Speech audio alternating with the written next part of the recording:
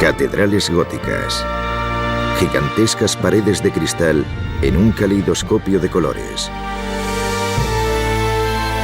Rodeadas de una telaraña de sillería y coronadas por inquietantes gárgolas.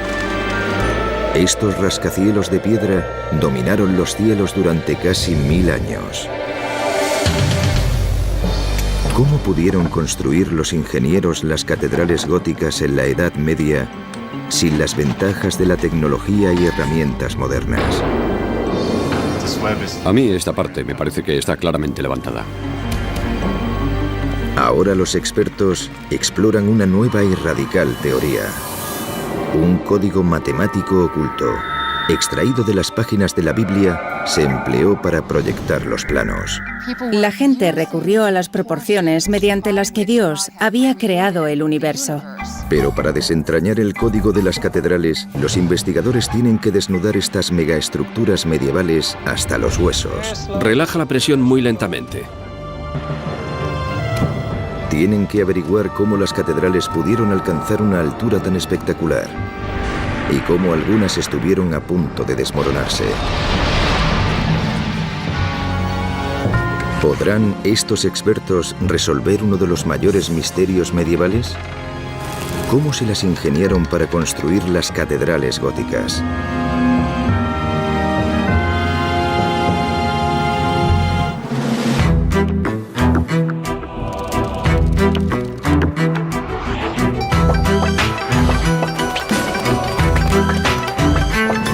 Secretos de la antigüedad. Los secretos de las catedrales. En los albores de la construcción de catedrales, a finales de la Edad Media, alrededor del siglo XII, trabajar la piedra era una labor muy difícil. Nadie lo sabe mejor que estos artesanos modernos. Al sudeste de París, en Francia, están construyendo un castillo medieval usando solo herramientas tradicionales y materiales locales. Piedra, hierro y madera.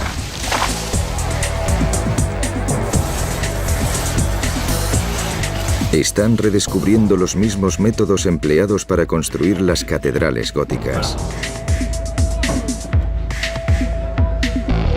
Su castillo, llamado Guédelon, ocupa la longitud de medio campo de fútbol. Es en parte una atracción turística y en parte un laboratorio de construcción medieval. Construimos para comprender. Es un yacimiento arqueológico experimental.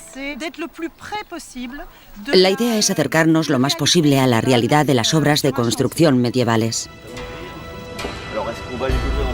El reto de hoy del equipo es cómo construir una pared en la planta superior del castillo. El primer problema es cómo cortar la piedra maciza. Los canteros saben que si pican en las grietas naturales de la roca, pueden abrir las piedras. Luego, los albañiles tallan las piedras y les dan forma de bloque de construcción. Pero cada uno pesa más de 50 kilos y hay que izarlo hasta arriba del todo, a una altura de 5 pisos.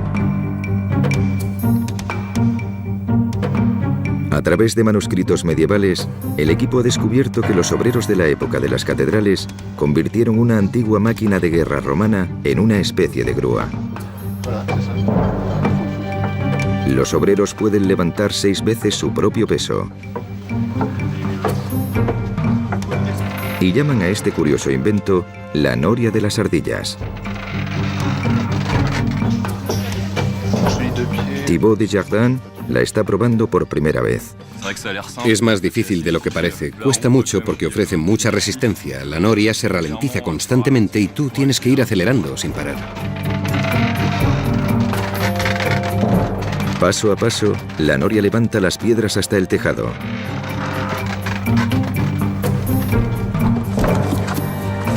Mientras tanto, otro equipo mezcla el mortero. Es una receta largo tiempo perdida de piedra caliza quemada y arena. El mortero iguala los huecos entre las piedras, pero no es un superpegamento. Es un mortero que se seca muy despacio. De hecho, dentro de estas paredes hay muy poco aire y el mortero podría tardar más de 1000 años en secarse por completo.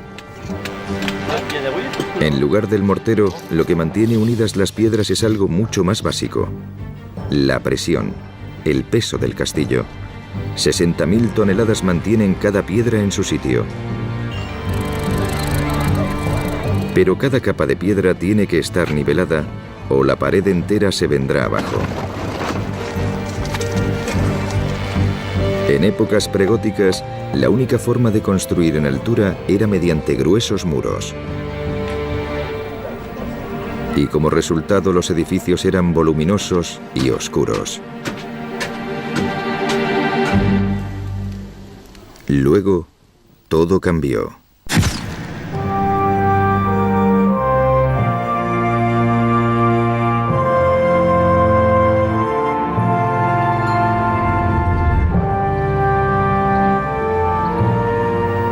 El 11 de junio de 1144, el quién es quién de la Francia medieval, incluidos el rey y la reina, se congregaron a las afueras de París.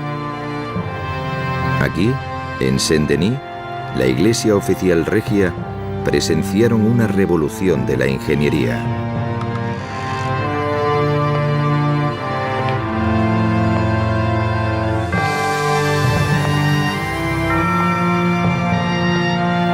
Rayos de luz de brillantes colores atravesaban las enormes vidrieras de cristal emplomado, iluminaban las paredes imposiblemente esbeltas y se reflejaban en los altísimos techos.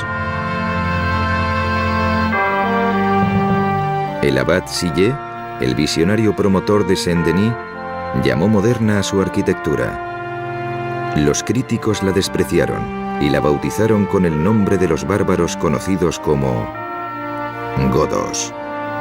Y mantuvo ese adjetivo, gótica. Pero para Sillet, su iglesia revivía la gloria de lo que la Biblia consideraba la casa de Dios en la tierra, el templo de Salomón.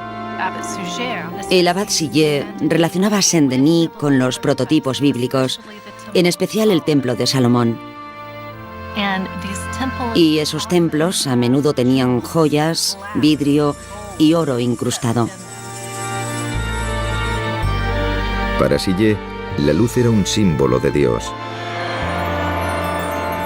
Y al inundar la iglesia de luz, esperaba acercar a la gente a Dios. Los aldeanos, que vivían en espacios reducidos y oscuros, debieron sentirse abrumados por las elevadas paredes de luz de la iglesia. Las paredes de Sillet se convirtieron en ventanas. Sillet en realidad empleó la luz como material de construcción. Asombrosamente, los ingenieros medievales pudieron construir muros delgados y altísimos, que no estaban hechos de piedra, sino sobre todo de vidrio. Y de alguna forma esos muros de ventanas sostenían toneladas de techos de piedras. ¿Cómo lograron los constructores medievales llevar a cabo una transformación tan dramática?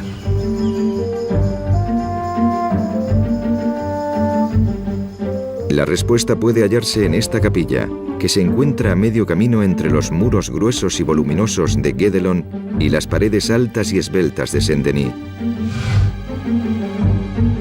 El problema es que la capilla está despedazada.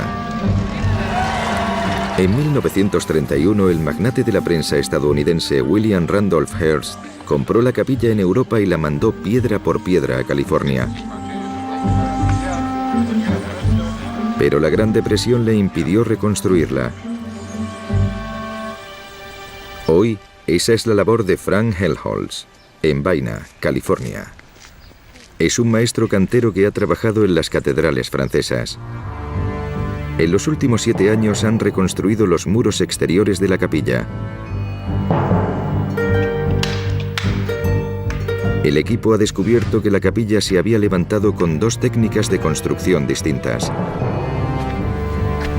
La parte de atrás de la capilla es del estilo anterior, el románico, más grueso y voluminoso. Las ventanas redondeadas no dejan entrar mucha luz porque tienen que ser pequeñas y estrechas para soportar el peso del muro. Pero la parte delantera de la capilla es gótica. Es similar a las catedrales. Las paredes son más altas y finas, con grandes aberturas para permitir la entrada de luz. Y los arcos son de otra forma, apuntados. ¿Podría ser ese arco ojival la clave de la construcción de los altos muros de las catedrales? Para averiguarlo, Helmholtz y su equipo han fabricado una maqueta de un arco de catedral. Como los constructores de catedrales, el equipo fabrica un marco de madera que sostiene el arco hasta que cada piedra está en su sitio. Esta es la SR3. Muy bien, vamos a colocarla ya. Esta maqueta es 16 veces menor que el arco de una catedral. Creo que esta parte podríamos hacerla un poco mejor. Aunque es más pequeña, hay que asegurarse de que todas las piedras están perfectamente alineadas. Bueno, vamos a seguir. Esta parte de arriba está un poco rara. Vamos a poner 2 más en este lado. Aquí, donde las piedras comienzan a ir en diagonal, entra en juego la gravedad, introduciendo una presión conocida como línea de tensión. En un arco romano de medio punto, la línea de tensión se dirige hacia los lados y separa los pilares. Si es demasiado alto o ancho, el arco empieza a bombarse por el centro y se hunde. Pero el arco apuntado redirige la línea de tensión hacia el suelo en lugar de hacia los lados. Y eso permite a los ingenieros construir más alto. La gran ventaja del arco apuntado es que guía las fuerzas de empuje del arco más hacia abajo que hacia afuera. Separa un poco los dedos. El arco apuntado fue el primer avance que facilitó la construcción de catedrales altas. Pero ese arco también tiene sus limitaciones. Por ejemplo, ahora, Helmholtz tiene un problema. El arco está presionando hacia afuera. Se puede notar cómo se mueve por aquí. Hay algo que lo empuja hacia los lados porque las piedras empujan hacia abajo. Aunque el arco apuntado redirige la gravedad, crea tensión en lo alto de los pilares. Es un problema que el equipo tendrá que resolver, o las piedras se abrirán y el arco se vendrá abajo. Si medimos aquí, se ha separado unos 6 milímetros. Las fuerzas de esta maqueta a escala no son más que una fracción de las de una estructura real. A 128 kilómetros al norte de París, esas fuerzas pueden estar empujando a una gran catedral medieval a su punto de fractura. En 1220, los habitantes de la próspera ciudad de Amiens decidieron construir una nueva catedral, lo bastante grande para que cupiera la población entera de 20.000 personas. Y no eran los únicos. La inauguración de la Catedral Real de Saint-Denis inspiró a docenas de poblaciones de los alrededores de París y luego a toda Francia a pasarse al gótico, con la esperanza de construir el edificio más alto y luminoso de la Tierra. Como muchas catedrales, la de Amiens tiene planta de cruz. Y en su mismo centro los obreros construyeron altos muros con arcos apuntados para crear una enorme nave central de 12 pisos de alto. Pero el profesor Stephen Morry cree que hubo que pagar un elevado precio por la competencia por la altura. Esta gran nave, aunque es muy hermosa porque abre el espacio hacia arriba y crea un fabuloso efecto dramático casi teatral, tiene un problema estructural en el centro del edificio por ser tan grande. Igual que el arco apuntado de California, este arco muestra síntomas de tensión. Morry sube al segundo nivel para examinarlo más de cerca. Desde este nivel se aprecian con facilidad los extraordinarios signos de tensión estructural del edificio. La prueba visible son todas esas grietas y fisuras. Da mucho miedo verlas. Las grietas podrían ser el primer síntoma de una catástrofe, porque a la izquierda del arco dañado hay un enorme pilar de soporte central que sostiene el techo de miles de toneladas de piedra. Las grietas podrían ser una advertencia de que el corazón de la catedral está al borde del colapso.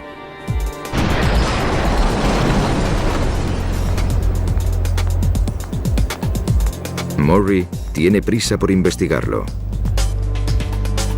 Y lleva un equipo de científicos que emplean la última tecnología de escaneado por láser. Esta máquina nos puede proporcionar una visión completa de la estructura. Nos mostrará las deformaciones del edificio y empezaremos a comprender sus problemas estructurales. Murray recurre a la ayuda de Andrew Tallon, un experto en arquitectura medieval, para escanear todos los recovecos de la Catedral de Amiens. Envía un pequeño rayo láser desde su ojo y mide miles de veces por segundo la distancia entre él y cualquier cosa con lo que choca. Y recorre la pared lentamente tomando todo tipo de medidas que luego quedan representadas en 3 dimensiones mediante una serie de coordenadas X, Y y Z. Ahora tenemos que medir la altura. Ya estamos realizando la maqueta. Está apuntando en esta dirección. En solo cuestión de minutos, el láser escanea todo el espacio central de la Catedral de Amiens. Este es el momento más emocionante del escaneo, cuando comienza a aparecer el edificio.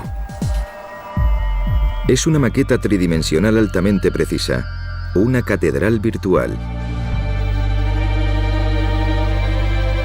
¿Pero puede revelar los problemas estructurales que acechan a Amiens? Los edificios son traviesos, se portan mal.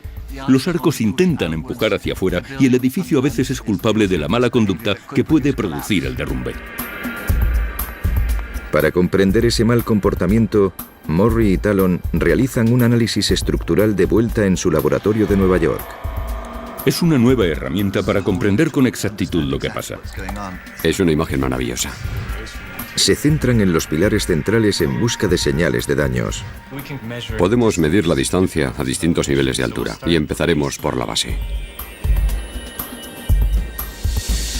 Miden la distancia entre los pilares a 3 niveles. Si los pilares están rectos, la distancia debería ser la misma. Tomaremos la medida del punto más bajo, que es 11,6 metros, como medida de referencia. Si subimos 2 o 3 metros por encima, la medida es 11 metros y medio. La diferencia es de 10 centímetros. Es considerable. Es una distancia considerable. La maqueta muestra de inmediato que los pilares no están rectos. Pero es todavía peor. Vamos a subir a lo más alto del edificio y medir la distancia justo bajo los capiteles. Seleccionaremos un punto aquí y uno justo al otro lado. La distancia es de 11,7 metros, así que estamos hablando de una diferencia de 20 centímetros. La maqueta del láser revela que los arcos se mueven en 2 direcciones distintas, hacia adentro por abajo y hacia afuera por arriba. En ambos casos, las piedras de los arcos circundantes están empujando hacia afuera y ejerciendo presión sobre los pilares. Es la receta de un desastre.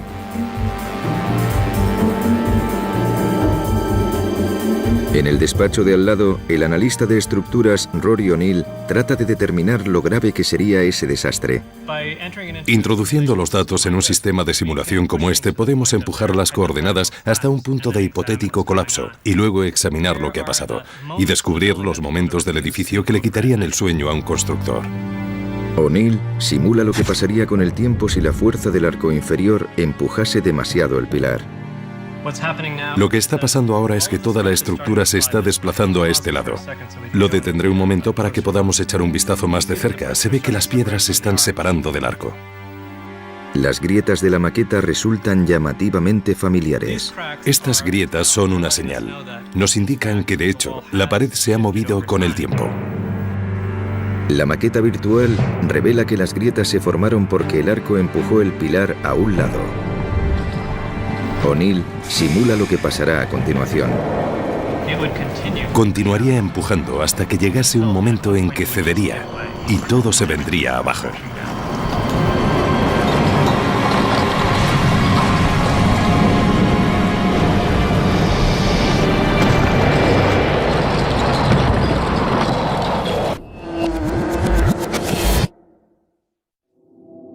La raíz del problema está en las tensiones lineales del arco.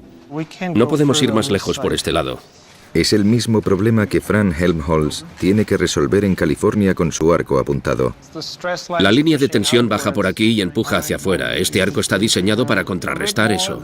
Si el equipo retirase ahora mismo el marco de madera, el arco se hundiría, porque la tensión lineal empuja estas dos piedras hacia afuera. Helmholtz tiene que contrarrestar esa fuerza y construye un brazo de apoyo para contenerla.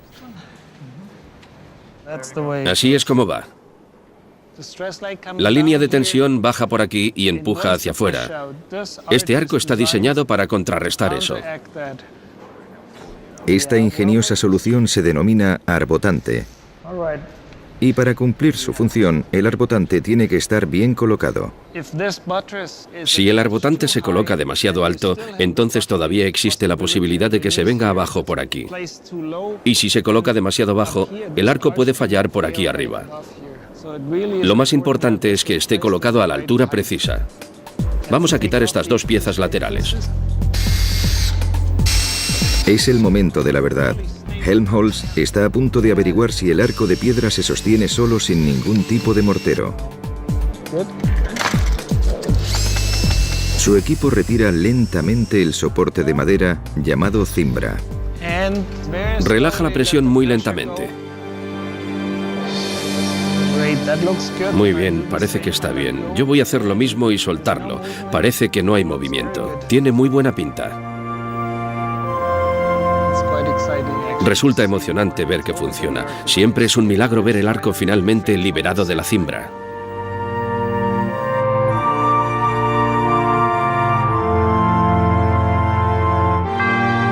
Los arbotantes alcanzaron proporciones impresionantes en las grandes catedrales góticas. Se elevaban espectacularmente del suelo formando una compleja telaraña de sillería.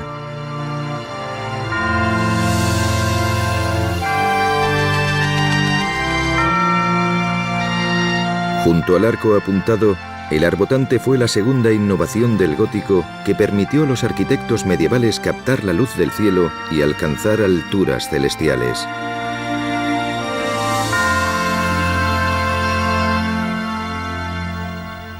El arco y el arbotante constituyen la base de toda la catedral. Pero es un castillo de naipes, en el que la colocación de cada piedra juega un papel crítico. Y para demostrar cómo de crítico es, Helmholtz mueve una sola piedra. ¿Lo hacemos? Allá vamos.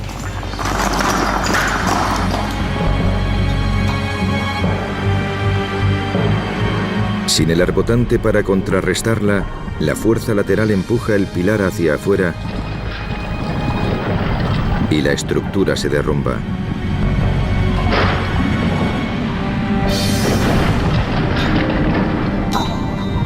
La misma fuerza lateral que ha causado el derrumbe es la que causa que los pilares centrales de Amiens se estén deformando y amenacen con un desastre. Sin embargo, para sostener el arco de lo alto de los pilares centrales, los arquitectos de Amiens también construyeron un arbotante por fuera. Entonces, ¿qué ha fallado? De vuelta en el laboratorio de la Universidad de Columbia, Stephen Morry y Andrew Talon lo investigan. Su maqueta en 3D revela de inmediato un error crítico. El arbotante exterior no está en el lugar adecuado. Lo colocaron muy alto, demasiado arriba. Es decir, el arbotante no está sirviendo de nada. Los constructores originales colocaron demasiado alto el arbotante para contrarrestar la fuerza del arco del techo que empuja hacia afuera. Y más de 2 siglos después, un maestro cantero tuvo que arreglarlo. Añadió otro arbotante más sólido, que colocó debajo del original, donde le proporcionaba un mejor soporte. El segundo cantero en cierto modo salvó el edificio. El arbotante inferior tiene el aspecto que debería tener un arbotante, parece sólido. Es una gran estructura maciza. Es un buen soporte. Con los nuevos arbotantes en su sitio, los constructores medievales estabilizaron la pared superior. Pero seguía sin existir soporte en la pared inferior, por lo que el muro comenzó a agrietarse. Al final de la Edad Media, la gente se moría de miedo cuando veía las enormes grietas que se abrían en los arcos. Los constructores medievales de Amiens tuvieron que encontrar la forma de sostener el pilar antes de que se hundiera. Desesperados, los arquitectos se salieron de la norma gótica de construir en piedra. Recurrieron al metal.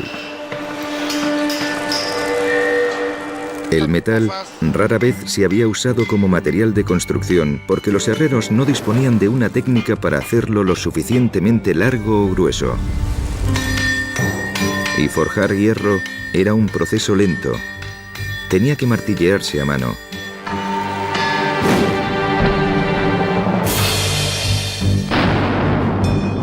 Entonces, a principios del siglo XII, los monjes reinventaron una antigua herramienta griega, el martillo hidráulico. Situada cerca de una mina de hierro, en la aldea de Fontenay, al sudeste de Amiens, esta abadía es una de las fábricas de metal más antiguas de la Europa medieval. 600 años antes de la maquinaria de energía hidráulica de la Revolución Industrial, los monjes utilizaban una noria de agua para hacer girar un engranaje que a su vez hacía funcionar un martillo de 180 kilos. Entonces los obreros pudieron producir hierro resistente con rapidez y en cantidad suficiente para su empleo en grandes edificios.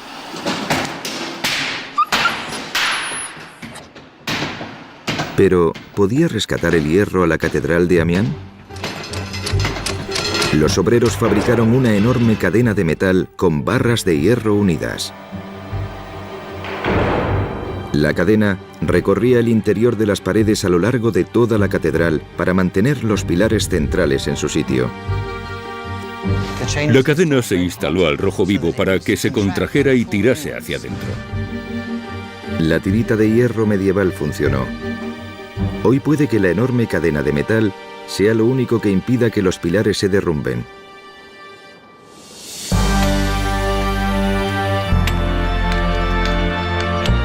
Tal vez el hierro salvase a Amiens, pero en el fondo el verdadero logro del gótico es el dominio de la arquitectura en piedra. Gracias al arco apuntado y al arbotante, fue posible construir estos muros majestuosos inundados de luz.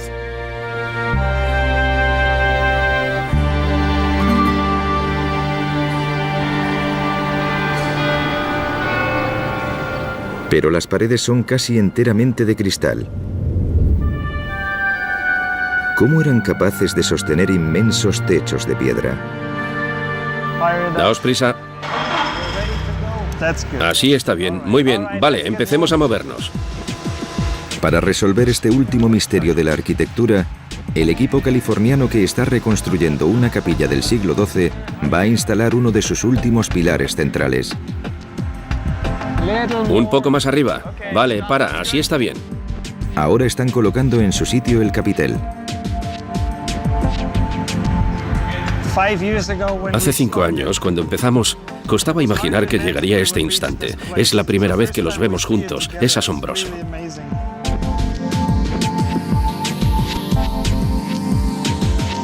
Doce pilares sostendrán el techo de piedra. Y al lado, otro equipo está construyendo el techo por secciones. Arrían cuidadosamente la pieza final, la clave, y la colocan en su sitio. Tienen que asegurarse de que todo encaja perfectamente después de 800 años.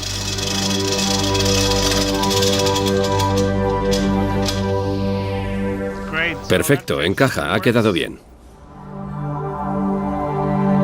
El cielo es una bóveda de crucería. Está hecha con 2 arcos apuntados que se cruzan.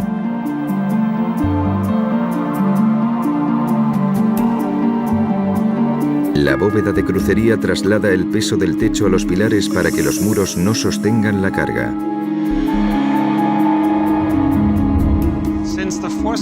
Como las fuerzas se concentran sobre estos nervios, entre este punto y ese otro se pueden abrir ventanas. La bóveda de crucería es la tercera innovación del gótico.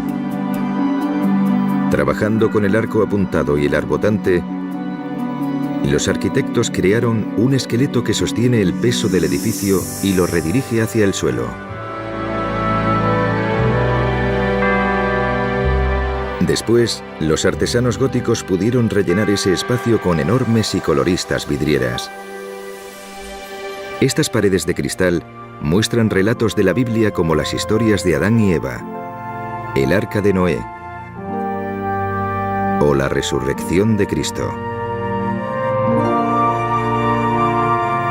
En una época en la que poca gente sabía leer y escribir, las vidrieras de cristal emplomado se convirtieron en los medios de comunicación multimedia de su era, la Biblia escrita con luz.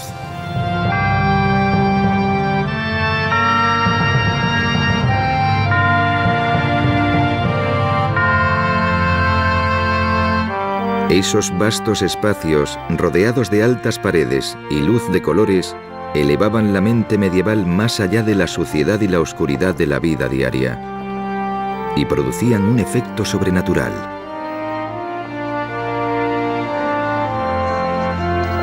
Jacqueline Jung es una experta en catedrales góticas.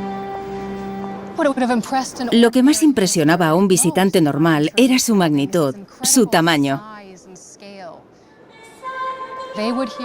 Cuando asistían a misa y vivían esa experiencia de imágenes y sonidos envueltos en el aroma del incienso, la gente se creía de verdad que estaba visitando el cielo en la tierra.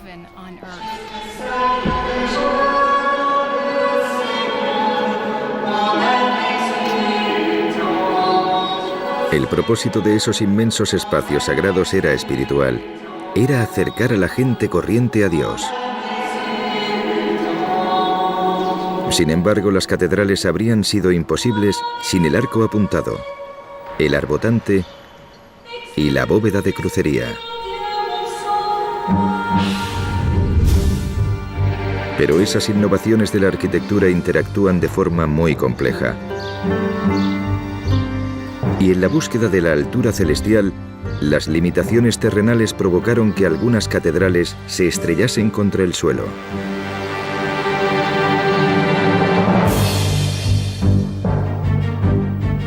Mientras la catedral de Amiens estaba en obras, a solo 50 kilómetros de distancia, los habitantes de Beauvais también querían construir su propio rascacielos de piedra, más alto y más hermoso que el de sus vecinos. Estamos ante la catedral más hermosa del gótico. Se eleva como si fuera un cohete. Pero la altura de Beauvais tuvo un alto coste. Por encima de estos feligreses hay unos modernos corchetes que tal vez sean lo único que impide que la catedral se derrumbe. Son un inquietante recordatorio de una catástrofe medieval. El día de la ascensión de 1573, cuando se estaba celebrando misa dentro, empezaron a caer piedras. En ese momento tenía lugar una solemne procesión. Los clérigos empezaron a acelerar el ritmo, pero acabaron por salir corriendo en una nube de polvo. Milagrosamente, la única lesión fue un brazo roto, pero no fue la primera vez que se hundía la iglesia. Durante las obras, en 1284, parte de la bóveda de crucería del techo, de 12 pisos de altura, se vino abajo. Los pilares del edificio siguen estando plagados de problemas estructurales hoy en día. Hay un pilar inestable que sobresale. El pilar se está inclinando hacia el oeste. Y son pilares muy esbeltos, pero están muy enfermos. Es un claro indicio de un futuro desastre. Pero Beauvais no era la única población que cortejaba el desastre. La rivalidad regional empujó a muchos constructores medievales a alturas cada vez más peligrosas. ¿Pero por qué? Algunos expertos sospechan que estaban motivados por algo más que la simple ostentación terrenal. Escondido en la inmensidad de las grandes catedrales, puede haber un código matemático secreto que podría proporcionar la respuesta.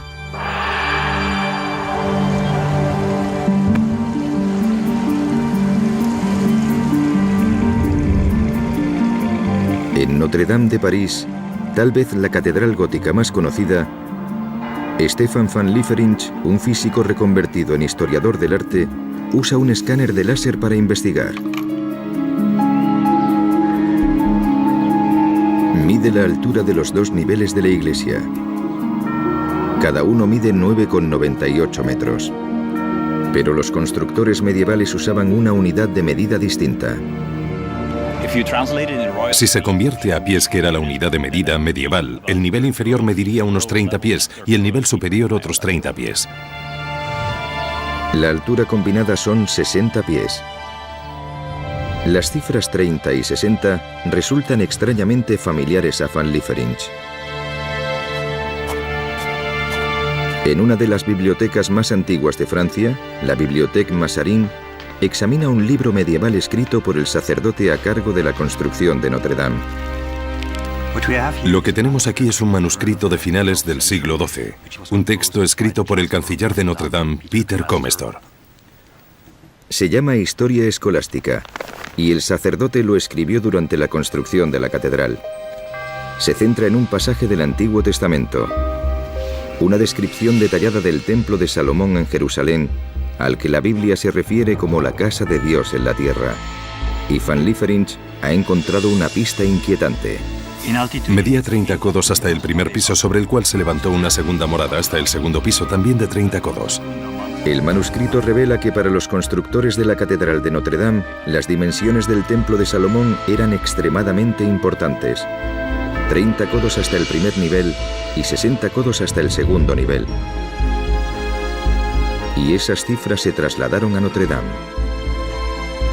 Es una correspondencia muy interesante, una correspondencia muy intrigante. ¿Son esas cifras pura coincidencia? ¿O codificaron intencionadamente los constructores medievales los números sagrados de la Biblia en sus catedrales?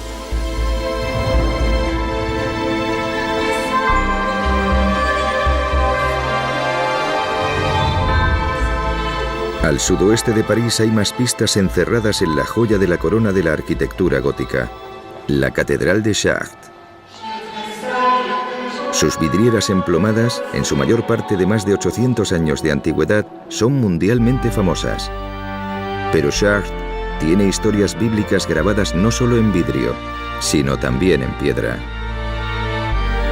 Estas complejas estatuas exteriores son emblemáticas de las catedrales góticas, floridos detalles finales que docenas de escultores tardaron décadas en terminar. Pero en Chartres, junto a las estatuas de Jesús, María y los apóstoles, la experta en gótico Jacqueline Jung investiga las de alguien completamente inesperado. Las de científicos griegos y romanos que antecedieron cientos de años al cristianismo, entre ellos Aristóteles, Euclides y Pitágoras, el gran matemático. Esos paganos antiguos eran admirados por los sacerdotes medievales de Chartres. La Catedral de Chartres fue decorada por algunos de los mayores pensadores de su época, que conocían a fondo la filosofía, la ciencia y la literatura clásicas, y que aportaron esas ideas a la teología cristiana de formas completamente nuevas. Mientras se construía la catedral, los sacerdotes de Chartres estudiaban las ideas clásicas griegas y romanas. Los sacerdotes medievales abrazaron la idea de que la belleza suprema del universo se basaba en proporciones perfectas y números ideales. Consideraban a Dios el matemático supremo, el geómetra divino, que utilizaba dimensiones sagradas. La gente se interesaba por utilizar números como medio para calcular las proporciones con las que Dios había creado el universo. Los sacerdotes medievales encontraron números en la Biblia que creyeron que eran las dimensiones sagradas de Dios. Y si emplearon esas cifras en la construcción de catedrales, ¿podrán encontrarlas los expertos de hoy?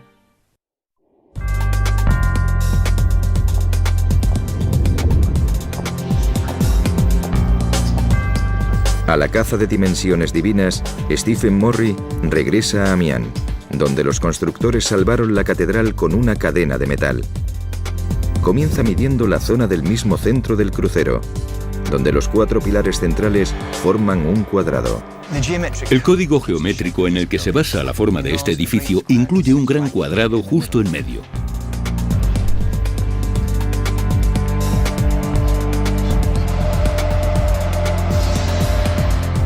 Cada lado del cuadrado central mide 50 pies romanos, la unidad de medida usada por los constructores de Amián. 50 también es una cifra importante en la Biblia. Dios le dijo a Noé que construyera un arca de 50 codos de largo para salvarse del diluvio. El arca de Noé medía 50 codos, esto mide 50 pies y se encuentra en el centro del edificio. Como en Notre Dame, parece que los arquitectos de Amián codificaron una medida de la Biblia en su catedral.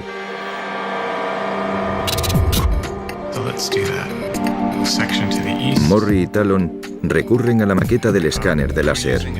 Estamos usando una perspectiva... Usando esa tecnología, por primera vez pueden medir la altura de la catedral con precisión milimétrica. Vamos a ver si podemos escoger una de las claves y dibujar una línea hasta el suelo.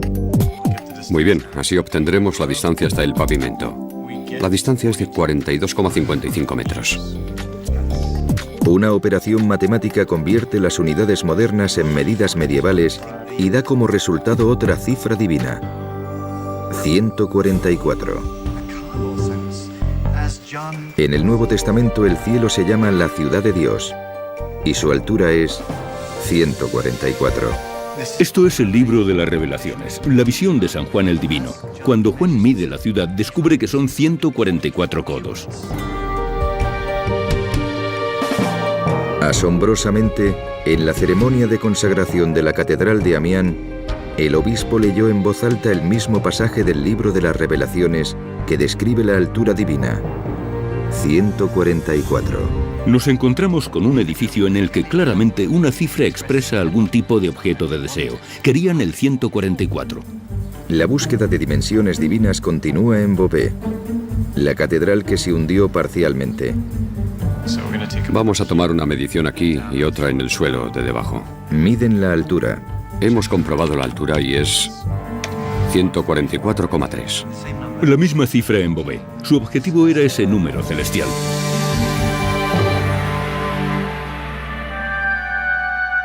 Los constructores de Beauvais y Amián utilizaron la altura de la ciudad celestial de Dios en la Biblia para diseñar la altura de sus catedrales. Junto al hallazgo del templo de Salomón codificado en Notre Dame y el arca de Noé en Amián, los expertos han descubierto pruebas concluyentes de que algunos arquitectos medievales emplearon medidas de la Biblia para proyectar los planos de sus catedrales. Incluso la planta de las catedrales es el máximo símbolo de salvación cristiano: el crucifijo. Un edificio es un vehículo, te transporta a otro sitio. Y una catedral, un medio, un transporte, nos lleva al cielo.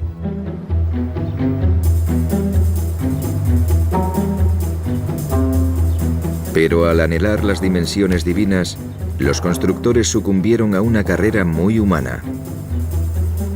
Tanto en Amián como en Beauvais, los arquitectos construyeron catedrales de 144 unidades de altura, pero en Beauvais recurrieron a una astuta treta para llegar a lo alto, una unidad de medida distinta. En lugar del pie romano, el ligeramente más largo pie real. Así, Beauvais alcanzó dimensiones celestiales y se convirtió en la catedral más alta de la tierra. Pero la consecución de la altura se alcanzó a costa de la inestabilidad estructural y hoy en día la catedral de Beauvais permanece inacabada. Es un edificio que ha sufrido todo tipo de contratiempos arquitectónicos y sin embargo sigue siendo, en mi opinión, el más hermoso de todos los edificios del gótico francés. Empujados por la fe y guiados por la temeraria ingeniería, los arquitectos góticos cambiaron para siempre la forma en que construimos a lo grande. Llevando la tecnología al límite y alcanzando nuevas alturas, los constructores de catedrales crearon espacios sagrados que todavía inspiran a la gente en la actualidad.